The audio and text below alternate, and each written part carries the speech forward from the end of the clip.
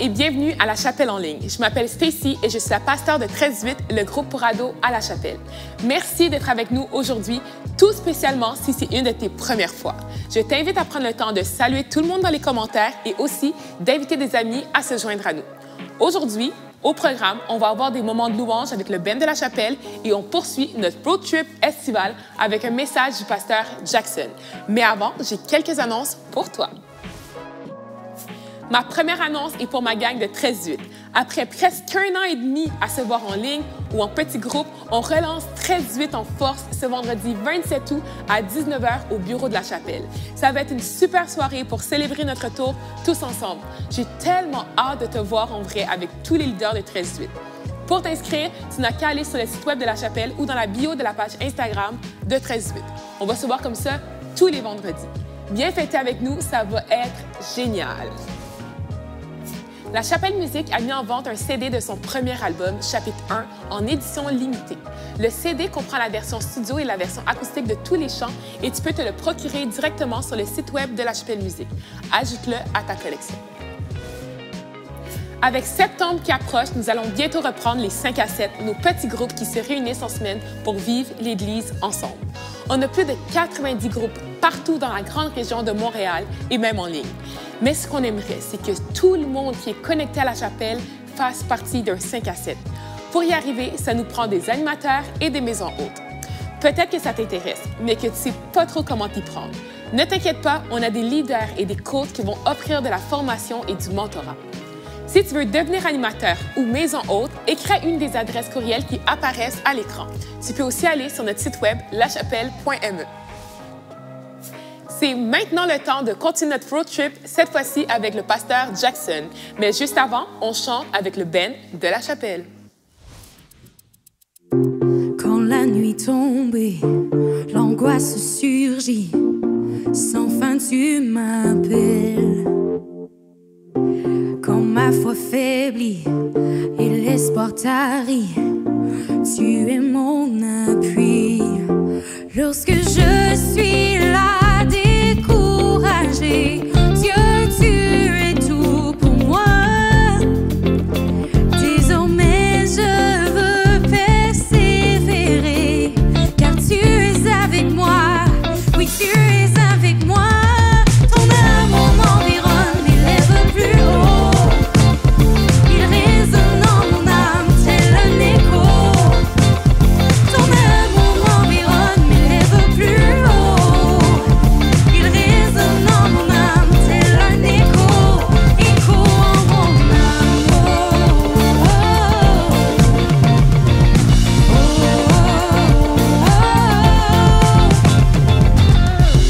À chaque saison, tu renouvelles tes promesses envers moi. Oh, qui peut s'opposer à ta volonté? Oh, qui peut t'arrêter? Lorsque je suis là découragée, Dieu, tu es tout pour moi.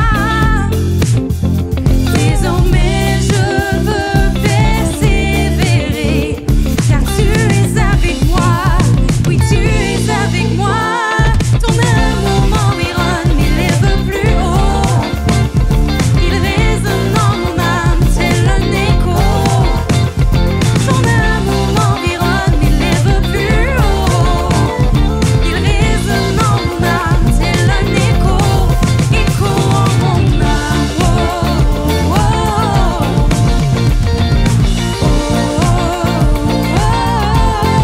Écho en mon âme.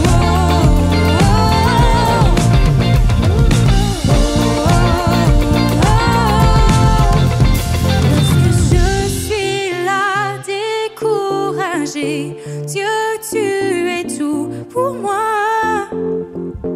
Désormais je veux persévérer, car tu es avec moi. Oui, tu es avec moi.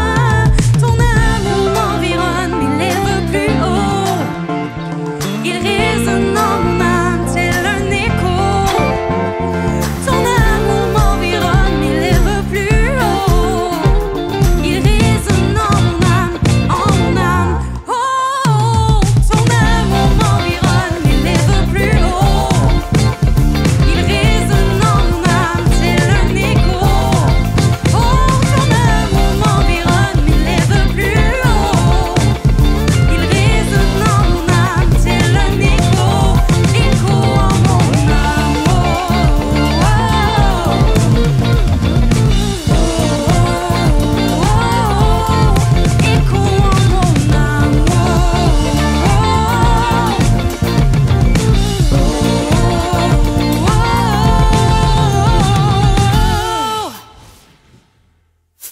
Et bienvenue à tous, bienvenue à la chapelle en ligne. Pour ceux qui ne me connaissent pas, mon nom c'est Jackson. Je suis vraiment content d'être avec vous. Et avant de débuter, je vais juste m'arrêter pour saluer tout le travail de l'équipe technique de la chapelle qui travaille depuis près d'1 an et demi sur la chapelle en ligne. Vous nous voyez, nous les prédicateurs, de l'autre côté de la caméra. Mais je tiens à vous dire que de l'autre côté de cette caméra, alors que moi je les vois, il y a toute une équipe qui travaille fort. Autant ceux qui prennent la captation vidéo, ceux qui travaillent sur les vidéos, ceux qui travaillent sur les textes et autre chose. Je tiens vraiment à vous remercier pour tout le travail que vous faites. Et encore, je voudrais dire autre chose, c'est qu'alors que nous avons repris en présentiel depuis près d'1 mois, même 2 mois, je dirais maintenant, la chapelle en ligne continue et continue à travailler aussi fort. Alors, je dois juste m'arrêter et leur dire merci. Toi qui es en ce moment en ligne, qui suis ce message, prends le temps de t'arrêter sur le chat et leur écrire un petit merci beaucoup. On vous encourage, on est avec vous, un petit thumbs up, ça pourrait leur faire plaisir. Donc, merci beaucoup à chacun d'entre vous pour tout le travail que vous faites. Pour ceux qui se souviennent à nous, nous sommes dans une série qui s'intitule Road Trip, que nous avons débuté au début de cet été. Et nous avons voyagé à travers différentes places, à travers différents moments dans la Bible où il y a eu différentes histoires qui ont été apportées. Et je tiens vraiment aussi à remercier tous les pasteurs qui ont amené de quoi, parce que moi, personnellement, ça est vraiment venu me chercher. Je sais que toi aussi, toi qui es peut-être dans ton salon en ce moment, il y a différents messages que tu sais durant cet été, c'est venu te toucher. Et à travers l'entremise des différents pasteurs et différents prédicateurs, nous avons pu voir et nous avons pu nous arrêter à différents endroits et puis voir Dieu agir. Et aujourd'hui, nous allons continuer dans cette série. Mais en débutant, je voudrais m'arrêter sur une citation que j'ai entendue de William Shakespeare qui a dit ceci: « Nous savons ce que nous sommes, mais ignorons ce que nous pouvons devenir. » Tu aimes peut-être la personne que tu es aujourd'hui, mais j'ai hâte que tu puisses rencontrer la personne que Dieu va faire de toi. Je crois profondément que Dieu veut nous amener à être des personnes qui allons grandir avec lui, des personnes qui allons différentes. Tu es peut-être une belle personne aujourd'hui, mais je crois que d'ici 1 an, 2 ans, alors que tu vas voir des changements, alors que tu vas venir dans la présence de Dieu, il y a des choses que Dieu va faire. Mais je crois qu'il y a vraiment un élément essentiel. Il y a une vertu que nous allons voir aujourd'hui qui peut nous amener à être témoins de la puissance de Dieu dans nos vies. Et nous allons le voir aujourd'hui. Et notre road trip nous conduit aujourd'hui dans un désert, dans le désert de Tsin, et plus précisément dans le campement de Kadesh, où le peuple d'Israël s'est retrouvé. On va lire ensemble dans Nombre, dans l'Ancien Testament, dans l'Ombre, au chapitre 20, du verset 2 au verset 12. C'était une longue lecture, mais restez accrochés avec moi. Pour mettre un petit peu dans le contexte, c'est le premier mois de l'année, et toute la communauté d'Israël parvint au désert de Tsin. Et le peuple avait établi à Kadesh un campement. Et c'est à Kadesh qu'Israël s'était rebellé contre Dieu, s'était révolté contre Dieu, et avait perdu toute une génération qu'il avait empêché de rentrer dans la terre de Canaan. Et le récit que nous allons lire dans quelques instants va nous transporter dans un moment qui est très décisif, où après 38 ans dans le désert, le peuple renouvelle et se prépare à entreprendre la conquête de Canaan. Donc on va commencer au verset 2, il est dit ceci: « L'eau va manquer, alors le peuple s'attroupa pour s'en prendre à Moïse et à Aaron. Ils s'en prirent à Moïse et lui dirent: « Ah, si seulement nous étions morts quand nos compatriotes ont péri devant l'Éternel. Pourquoi avez-vous mené la communauté de l'Éternel dans ce désert pour nous y faire mourir, nous et nos bétails? Pourquoi nous avez-vous fait quitter l'Égypte et venir dans ce lieu de misère? Ici, on ne peut rien semer. Il n'y a ni figuier, ni vigne, ni grenadier. Il n'y a même pas de l'eau à boire. » Moïse et Aaron s'éloignèrent de l'assemblée pour se diriger vers l'entrée de la tente de la rencontre, où ils se jetèrent face contre terre. Alors la gloire de l'Éternel leur apparut. L'Éternel parla à Moïse et lui dit: « Prends ton bâton et avec ton frère Aaron, rassemblez la communauté. Devant eux, vous parlerez à ce rocher pour lui donner son eau. Ainsi, tu feras jaillir pour eux de l'eau du rocher et tu donneras à boire à la communauté et au bétail. » Moïse prit le bâton et se trouva devant l'Éternel, comme celui-ci le lui avait ordonné. Moïse et Aaron convoquèrent l'assemblée devant le rocher désigné. Mais Moïse leur dit: « Écoutez donc, rebelles que vous êtes, croyez-vous que nous pourrions faire jaillir pour vous de l'eau de ce rocher? » Moïse leva la main et par 2 fois frappa le rocher avec son bâton. L'eau jaillit en abondance. Les hommes et les bêtes purent se désaltérer. Mais l'Éternel dit à Moïse et à Aaron: « Vous ne m'avez pas été fidèles et vous ne m'avez pas honoré ma sainteté aux yeux de l'Éternel, aux yeux des Israélites. À cause de cela, vous ne ferez pas entrer cette assemblée dans le pays que je leur ai destiné. » Le titre de mon message aujourd'hui, c'est « La fidélité, une vertu indispensable ». Nous voyons dans ce récit que la situation est un peu désespérée de la part du peuple. Il manque d'eau, et quand on regarde dans le texte, il manque d'eau, ça va mal. Manque d'eau, ça veut dire un peu il y a un désespoir, pas de vie, sentiment de mort. Et là, Moïse, alors que le peuple est en train de chialer contre lui et Aaron, Moïse et Aaron se disent, regarde, on va pas rester là, on va aller dans la tente de la rencontre, on va aller pleurer, chercher la face de Dieu, afin que Dieu puisse trouver une solution. On n'est pas capable par nos propres forces. Et alors qu'ils se rendent dans cette tente de la rencontre, Dieu parle à leur cœur et dit, voyez le bâton que vous avez ici, là, voyez le rocher qui est là, vous allez pouvoir rassembler le peuple et vous allez parler au rocher. Et alors que vous allez parler à ce rocher, il va y avoir de l'eau qui va jaillir. Et la Bible nous dit une chose, c'est qu'alors que Moïse se retrouve devant ce rocher, il va faire quoi? Au lieu de parler au rocher, Moïse va frapper à 2 reprises sur le rocher. Je veux te dire ceci. Moïse se retrouve dans une situation où il n'est pas en mesure de faire quoi que ce soit. Je crois qu'à ce moment-là, Dieu veut nous amener quelque chose d'important dans notre esprit.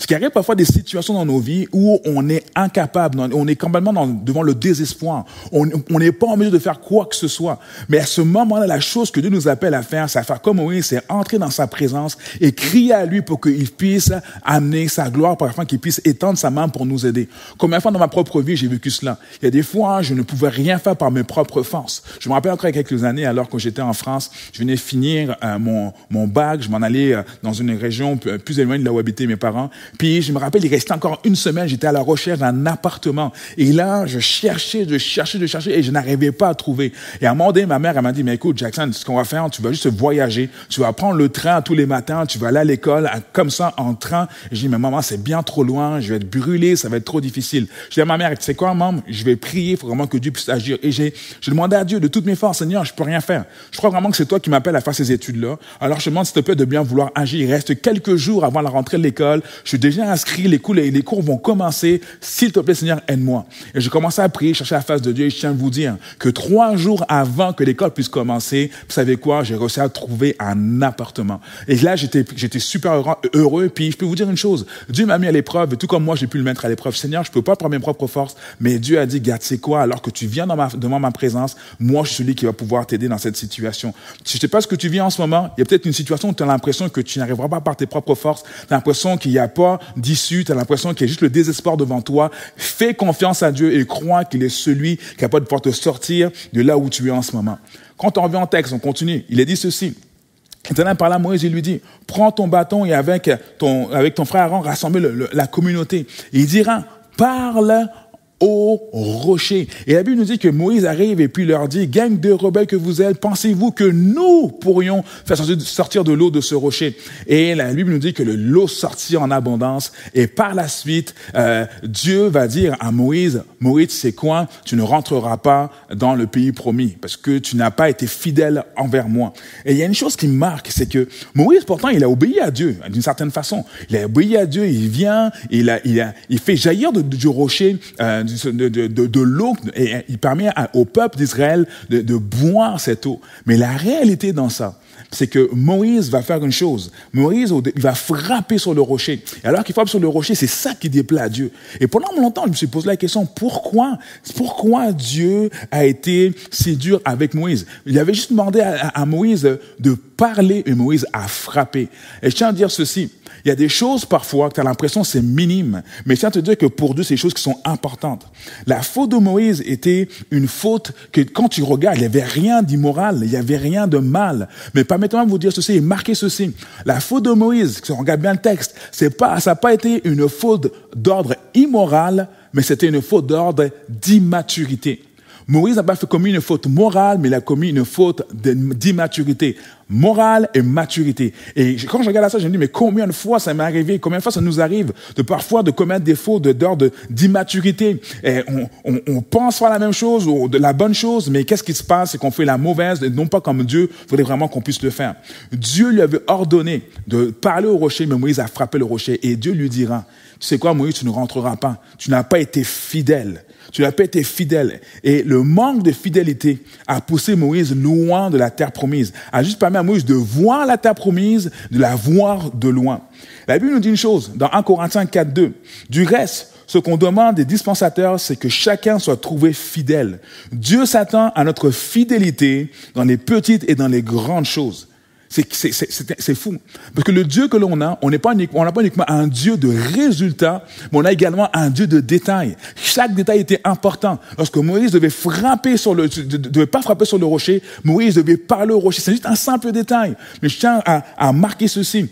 Dieu s'attend de toi. Non pas que tu puisses être un bon dirigeant, un bon leader, mais Dieu s'attend de toi que tu sois quelqu'un de fidèle. Dieu t'attend pas juste que tu sois un bon mari ou une bonne femme ou un bon parent. Dieu t'appelle à être un homme, une femme fidèle. Dieu t'appelle pas seulement à être un bon chrétien à venir le dimanche matin, à venir à écouter la chapelle en ligne, à être une bonne personne. Dieu t'appelle à être une personne fidèle, un chrétien fidèle. Dieu t'appelle pas juste à être un bon employé au travail, que les gens puissent dire du bien de toi, mais Dieu t'appelle à être un employé fidèle. Qu'est-ce que la fidélité, dans le fond? Je parle de fidélité depuis tantôt, mais qu'est-ce que la fidélité? Quand on regarde le mot grec, il y en a certains qui me diront, il est parti sur des affaires grecques et tout ça, là, mais c'est important de regarder un petit peu l'étymologie des mots. Quand on regarde le mot fidélité, en grec, c'est le mot pistos. Le mot pistas, c'est pour ceux qui étudient un peu le grec et ceux qui connaissent un peu le grec, quand on leur dit pistas, ça leur fait penser à un autre mot que le mot pistis, qui veut dire le mot foi. Le pistis, c'est la foi. La fidélité est en réalité une foi qui est persistante. C'est la foi en grande quantité. Et même quand on regarde le texte, quand on regarde le mot même en anglais, le mot foi est faith et le mot fidélité est faithfulness. C'est la plénitude de la foi. C'est la foi en permanence, en abondance. Donc, cette foi est une foi qui est beaucoup plus grande, ce qui fait appel à la fidélité. Quand on t'amène à arrêter de croire devant les pressions extérieures, même les pressions intérieures, lorsqu'il y a des pressions qui t'entourent, on parle, oui, de la foi, mais l'élément qui vient vraiment prendre place à ce moment-là, c'est l'élément de la fidélité. Cette vertu de la fidélité qui fait toute la différence. La fidélité est la foi qui continue à croire en dépit des circonstances. Voici c'est quoi la fidélité. Je le répète, c'est la foi qui continue de croire en dépit des circonstances. Je tiens juste à m'arrêter un instant. Et je ne peux pas passer à côté parce que je l'ai vu dans différentes personnes. C'est seulement cette notion de fidélité, cette foi qui continue de croire malgré les circonstances. Il y a maintenant près de 5 ans, à la chapelle, nous avons malheureusement perdu un de nos amis, Lucas qui est décédé d'un cancer du cerveau. Et je me rappelle de Lucas dans les derniers mois, dans les dernières semaines. Lucas faisait preuve de foi, faisait preuve de fidélité envers son Dieu. Il aurait très bien pu se tourner et dire, mais pour quelle raison à mon jeune âge, je vis cela? Mais par sa fidélité, il restait collé. Cette foi qui était beaucoup plus grande que l'on pouvait voir. Il était resté attaché à Dieu. Cette même fidélité, je l'ai vu par un ami qui, pendant des mois, des années, il a cherché à avoir un enfant avec sa femme. Et je me rappelle les pleurs, les déchirement, mais quand je le voyais, comment il servait Dieu de tout son cœur, et alors que Dieu était en train de préparer quelque chose pour lui, il est demeuré fidèle. Il n'a pas dit, moi, je ne veux plus rien savoir des choses de Dieu, je ne veux plus rien savoir de ma femme, je vais rester fidèle à Dieu parce que je sais qu'il y a quelque chose d'important, quelque chose de beaucoup plus grand que moi qui s'en vient. Et je tiens à vous dire, au moment que je vous parle, il est prêt à avoir son 2e enfant. C'est ça la fidélité. La fidélité, je l'ai vu, cette notion de foi, qui continue de croire en dépit des circonstances. Je l'ai vu avec pasteur David Potier. Vous savez, vous nous regardez les pasteurs et vous nous voyez prêcher les dimanches en ligne, mais maintenant en présentiel. Mais j'ai vu pasteur David Potier durant la pandémie encourager le staff, encourager les membres de l'église, que malgré les situations, les pressions extérieures de Covid, de manque de salles, il y avait cette fidélité de croire en dépit des circonstances. Même s'il y avait des pressions extérieures, lui, il savait qu'il y avait un Dieu qui a un avenir pour l'église. Il y a un avenir pour l'église de la chapelle. Et je veux vraiment qu'alors que tu regardes cette vidéo, que tu puisses dire un grand amen à ce que je viens de dire. Jésus dira dans Luc 18:8, je vous le dis, il leur fera promptement justice. Mais quand le Fils de l'homme reviendra, trouvera-t-il la foi sur la terre? Trouverai-je encore la foi? Et quand on regarde, c'était quand je parlais de foi, je regardais versus foi et fidélité. Je crois qu'en gros, ce que Jésus va dire, c'est que oui, la foi, mais on pourrait aussi le mettre ce synonyme, mais trouverai-je encore cette fidélité? Pistos. Trouverai-je encore des hommes et des femmes qui vont être fidèles à moi? Trouverai-je encore des hommes et des femmes qui vont chercher à me connaître encore plus? La fidélité est une décision et non pas une émotion. Quand on regarde à la fidélité, il est important de réaliser que pour l'entretenir, ça nécessite de la volonté. Il est important de le vouloir. Si tu veux être fidèle, là, c'est le vouloir à chaque jour. Te lever à chaque jour et dire que moi, je veux être fidèle. Moi, je veux marcher, je veux croire que malgré les circonstances, je continue à croire. Et depuis à peu près quelques semaines et durant tout l'été, j'ai eu le privilège d'être un célébrant de plusieurs mariages. J'ai fait 7 mariages durant cet été. 7 mariages. Je vous dirais, en l'espace de 2 mois, c'est quasiment un mariage à toutes les semaines. Et lorsque je fais ces mariages, il y a une des choses que je ramenais souvent aux mariés. C'est que le mariage ne se construit pas sur des promesses vaines, mais sur des engagements mutuels, réels et sérieux. Le mariage ne se construit pas sur des promesses vaines. Nous vivons dans un monde où l'on cherche l'amour pour qu'il puisse nous combler. On tombe en amour pour que ça peut nous rapporter. On ressent l'amour, mais on ne sait plus comment le partager. On fait l'amour, mais on refuse de s'engager. On a une carence incroyable au niveau de l'engagement aujourd'hui, au niveau de notre fidélité. Et ceci à différents niveaux. On peut le voir au niveau relationnel, on peut le voir au niveau professionnel aussi. Au niveau professionnel, des personnes qui ont du mal à s'engager. J'ai regardé encore dernièrement aux news, aux informations, cette femme qui est hôtelière qui disait, mais on recherche du monde. Il y a tellement de carences, de manque de personnel. On cherche du monde pour les hôtels. Pourtant, il y a la demande, mais il manque de personnes pour travailler. Et elle partageait ceci, elle disait qu'il y a même des gens qui viennent et ils disent qu'ils veulent travailler, ils passent entretien, puis on les attend le jour J et puis ils ne se présentent même pas. Parce que peut-être qu'ils ont trouvé autre chose. On a une carence au niveau de notre fidélité, de notre engagement, au niveau relationnel, professionnel, même au niveau spirituel. La société nous pousse à regarder à nous pousse à regarder notre petit monde à nous, notre petit moi, mes choses, mon confort, ma vie. Même pour certaines personnes, le but de leur vie, c'est d'être populaire au lieu même de pouvoir lui plaire. Il est important de réaliser cette puissance se tient dans cette notion et dans cette vertu de fidélité. Revenons à notre texte de la journée aujourd'hui. Moïse avait-il vraiment mal agi quand tu regardes le texte? Est-ce que son geste valait vraiment cette conséquence? Et alors que je regarde ce texte, je me dis, mais voyons donc, Seigneur, tu as vraiment été dur dans tout ça. Mais je pense qu'à travers ce passage, Dieu veut nous apprendre quelque chose.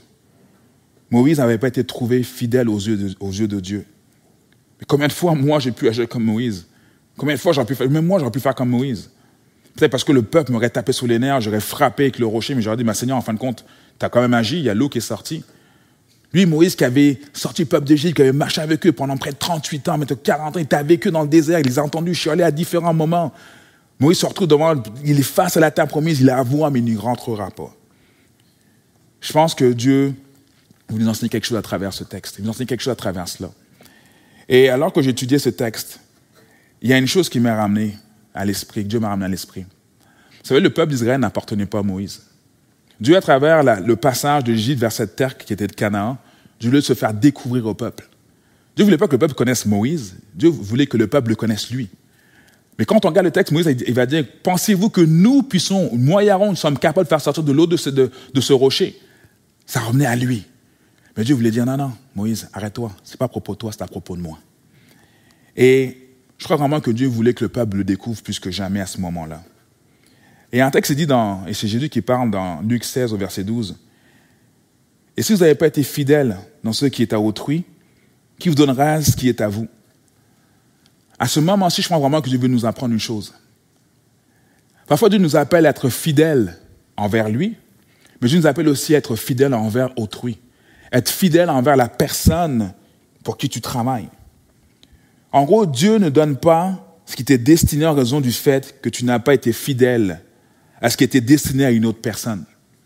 Peut-être que tu as l'impression que ce que tu fais, c'est bien, tu travailles dans un emploi, mais tu es tout le temps en train de chialer après ton boss. Et tu te demandes que Dieu puisse te donner ce qui t'est destiné.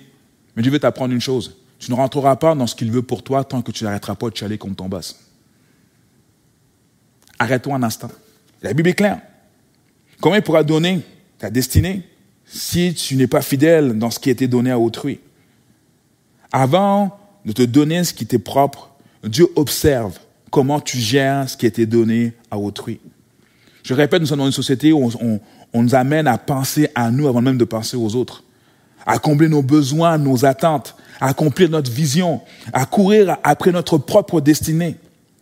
Mais marquez bien ceci. Ce qui t'amène à rentrer dans ta destinée, c'est le fait que tu sois fidèle à la destinée de quelqu'un d'autre. Un des plus gros exemples que je pourrais vous donner, c'est l'exemple de Joseph. Joseph, un homme qui a reçu une vision. Alors qu'avec ses frères, ils partagent la vision et de par leur jalousie, ils vont le jeter dans un puits. Et là, il pense que c'est fini pour lui. Mais Joseph va avoir une attitude, tout le long, on va le voir. Il y avait une attitude d'arrogance avant, mais quand on regarde, on suit dans tout le texte de Joseph qui est dans la Genèse, je prendrai le temps de pouvoir le lire. Joseph va faire une chose, Joseph va avoir un cœur fidèle envers son Dieu. Alors qu'il passe des moments où même il est enfermé, il vit de l'injustice, Joseph reste fidèle. Il est fidèle même, il est fidèle envers Dieu, mais également fidèle envers son boss qui s'appelle Potiphar. Alors que la femme de Potiphar va vouloir le séduire, Joseph va rester fidèle à ce que son maître, à qui était son maître. Il va fuir, il ne va pas faire commettre l'immoralité. Joseph va rester fidèle. Et de par sa fidélité, à un moment donné, Dieu va regarder à lui, il va dire, c'est le moment pour moi de donner faveur pour ce que je t'avais donné comme songe il y a plusieurs années auparavant. De par sa fidélité envers Dieu et sa fidélité vers autrui, la personne que Dieu avait placée dans sa vie, qui allait l'amener vers sa destinée, Dieu a donné faveur. Il y a des moments donnés, des choses dans nos vies, peut-être que tu le vis en ce moment. Il y a des prisons invisibles qui nous empêchent de pouvoir rentrer dans notre destinée, qui nous empêchent de rentrer dans cette fidélité que Dieu a pour nous. Parfois, peut-être qu'en ce moment, et parfois même que tu passes par tu es dans cette prison invisible. Ça peut être la jalousie, l'envie, la comparaison, l'amertume, l'orgueil, la convoitise, la médisance, et même pour Moïse, c'était la colère. Mais une chose que tu réalises quand on regarde ce texte, c'est que Moïse avait perdu la vision. Il avait perdu cette vision que ce n'était pas à propos de lui, c'était à propos de Dieu. Et Dieu voulait se manifester à ce moment-là. Il est important de garder cette vision car la vision nous encourage et nous dynamise. La vision nous réenligne devant les difficultés et les doutes. La vision nous évalue devant Dieu. Et j'ajouterai, la vision nous garde fidèles. Quand il n'y a pas de fidélité, Dieu ne peut pas opérer avec nous. Il y a comme un cordon. Quand il y a une fidélité, il y a un cordon qui est là entre toi et Dieu. À partir du moment où il n'y a plus ce cordon-là, c'est comme si il y a quelque chose qui ne marche plus. Un des plus gros exemples que je pourrais vous donner, c'est l'exemple du téléphone. J'ai ici avec moi mon téléphone. Et quand je regarde mon téléphone, il y a ce qu'on appelle, vous le savez tous, le téléphone ici, là, c'est ce qu'on appelle un téléphone intelligent, un smartphone.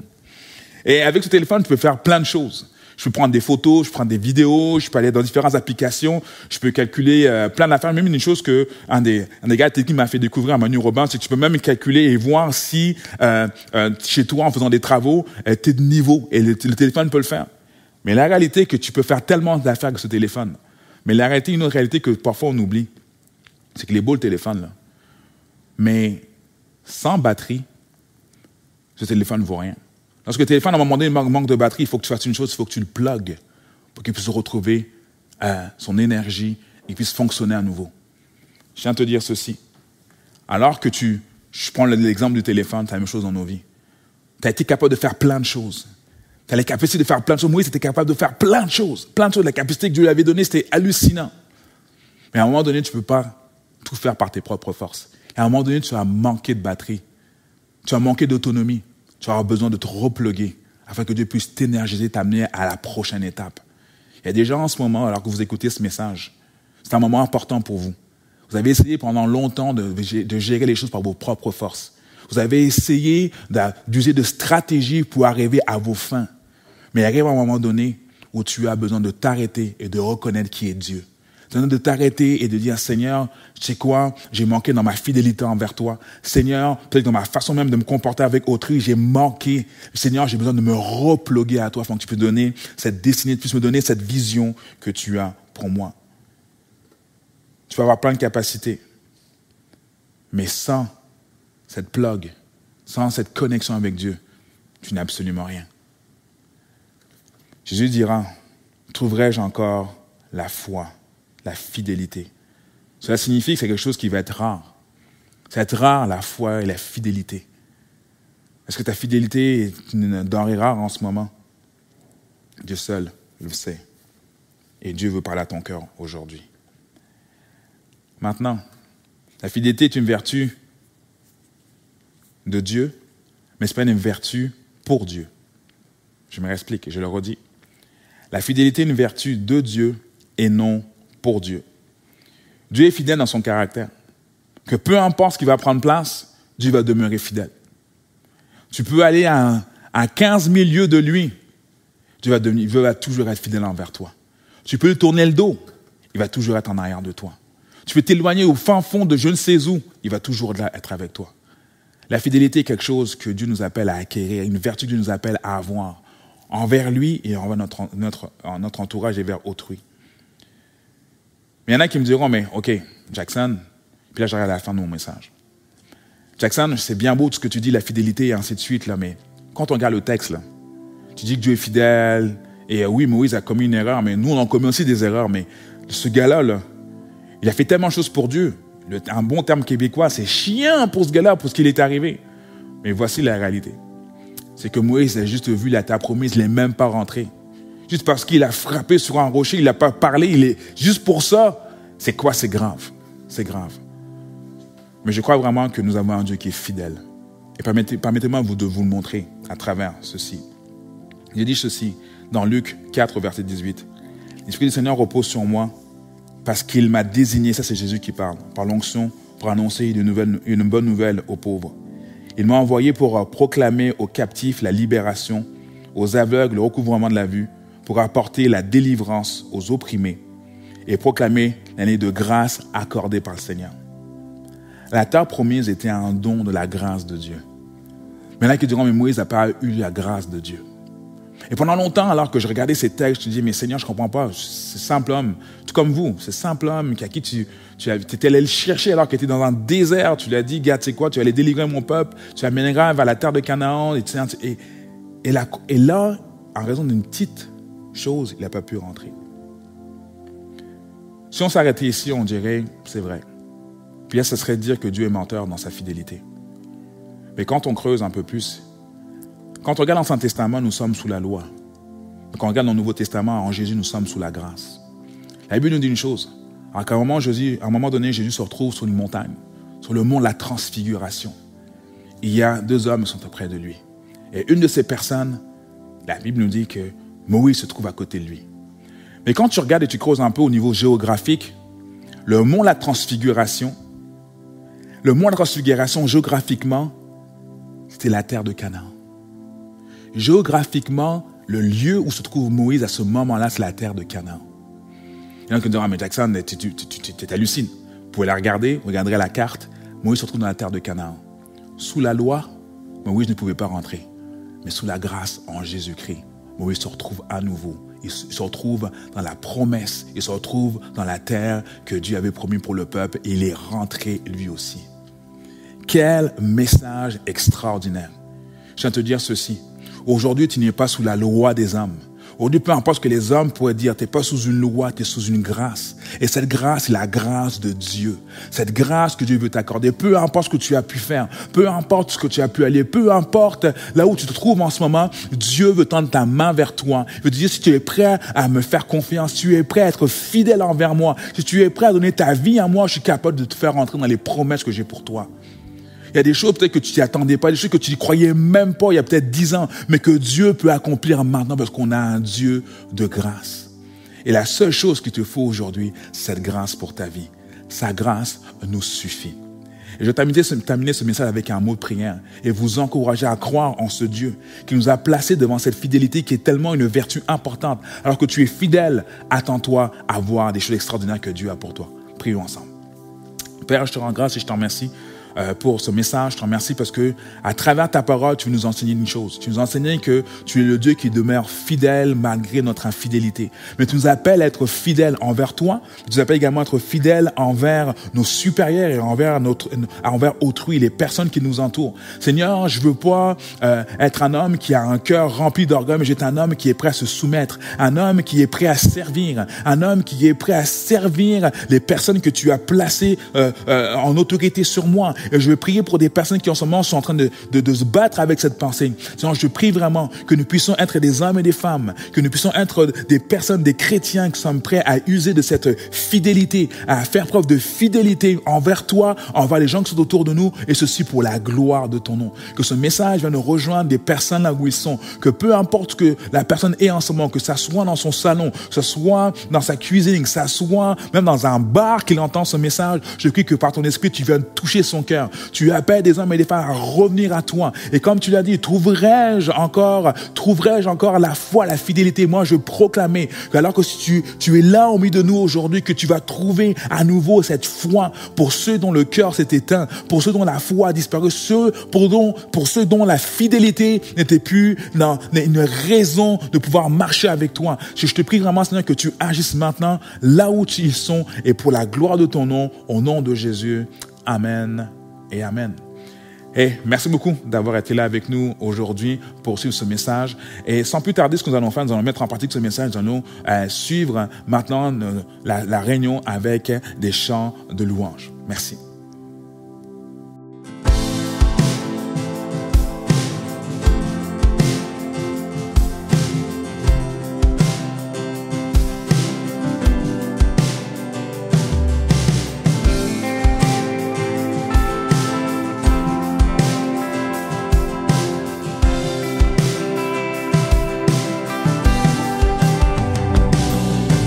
Christ est tout pour moi.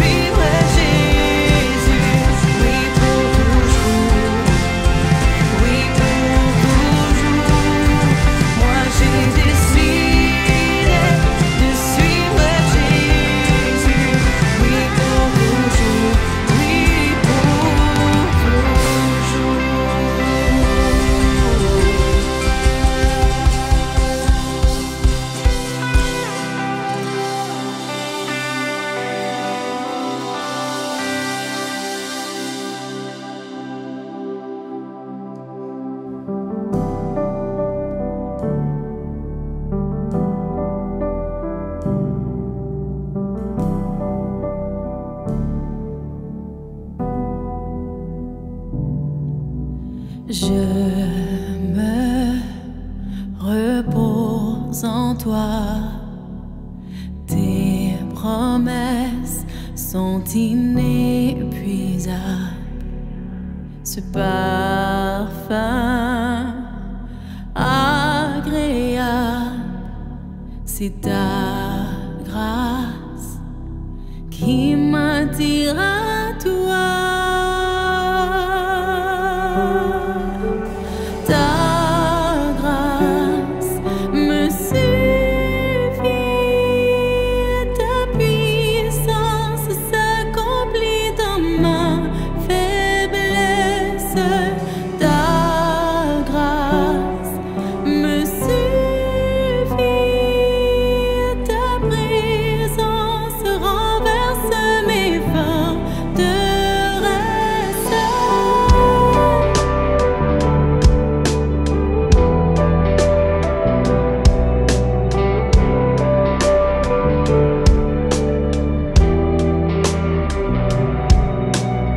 Dans l'épreuve, je garde courage.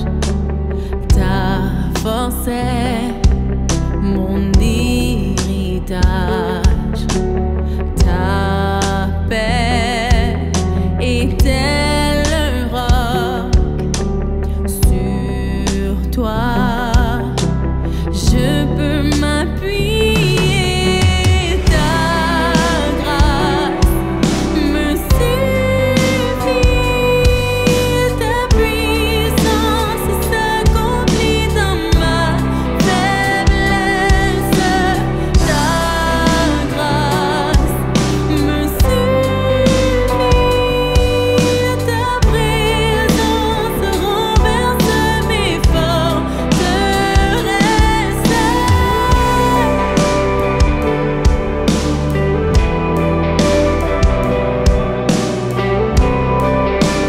Ma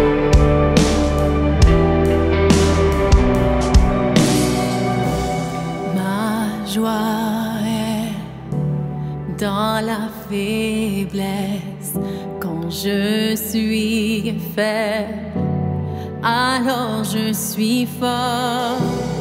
Ma joie est dans la faiblesse. Quand je suis faible, alors je suis fort. Ma joie est dans la faiblesse. Quand je suis faible, alors je suis fort. Ma joie est dans la faiblesse. Quand je suis faible, alors je suis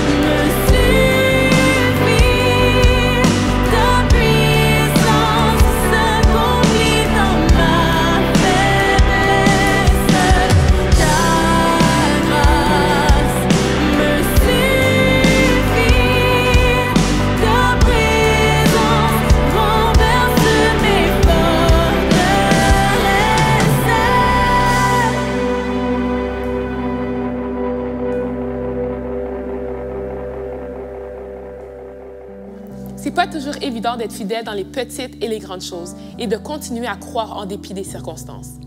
Merci à Jackson de nous avoir rappelé que pour entrer dans notre destinée, nous devons être fidèles à la destinée des gens qui nous entourent. Pour cultiver notre fidélité, nous devons nous lever chaque jour avec la volonté d'être fidèles, mais aussi avoir une communauté autour de nous. À la chapelle, il y a plusieurs façons de vivre cette communauté et de démontrer notre fidélité.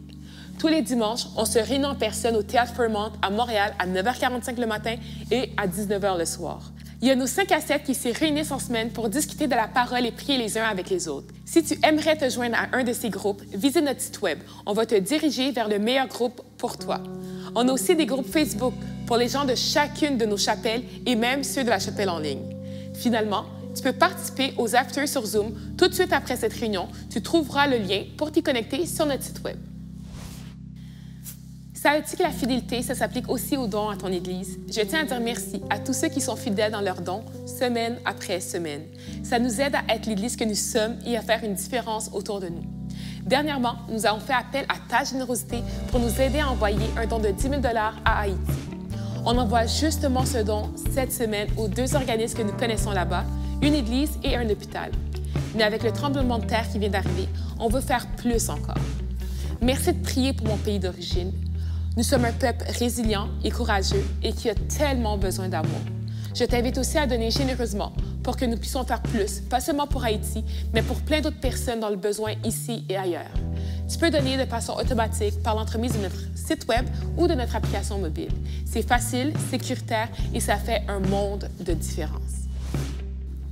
Merci d'avoir été avec nous aujourd'hui. La semaine prochaine, on poursuit notre road trip avec un invité, notre ami Daniel Descaries. Réserve dès maintenant si tu veux être avec nous en personne au Théâtre Fairmont. Et si tu es un ado, inscris-toi tout de suite pour notre soirée Welcome Back ce vendredi à 19h au bureau de la chapelle. Mais tout de suite, on se rejoint dans nos afters. Bonne semaine à tous!